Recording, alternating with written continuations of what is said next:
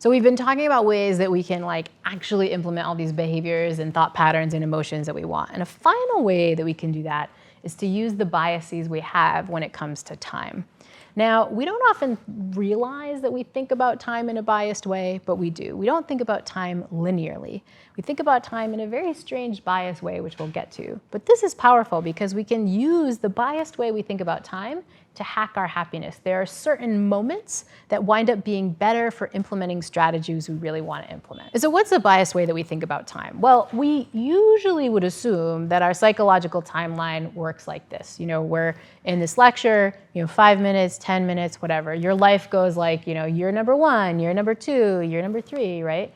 But that's not how we think about things. We think about things based on particular psychological events that sort of matter to us. So your real psychological timeline might not look like this. It might look something more like this. I'm just kind of making up some meaningful events for you, but it might be like, maybe you moved to a new city, now you live in New Haven for the first time. You go to middle school, there's a sort of middle school period. Then there's the you started high school period. There might be some period where you met some new friend group in high school and that changed everything. There might be some time where you started dating that jerk and then you broke up with that jerk. That might be a week, but it's marked in your brain as a certain kind of period, right? COVID, obviously, that is a mark in our period. March 2020, I think, will be looming larger than any other March in your life because that's when COVID started, right? And on and on and on. The key is that time is not linear. We mark time by these big events in our life.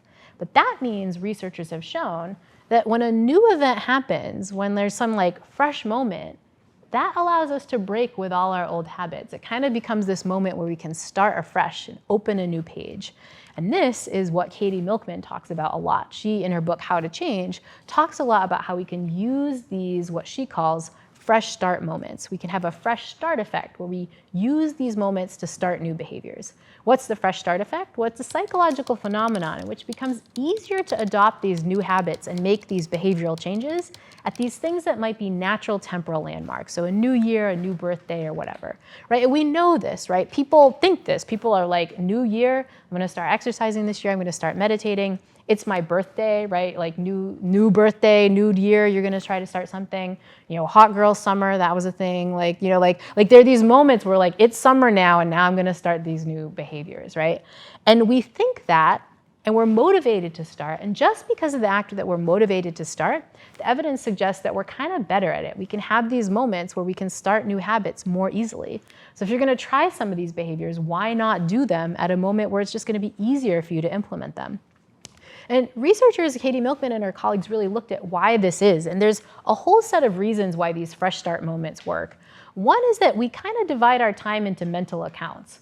This is my high school time. This is my senior year. This is my senior summer, right? We have these ideas.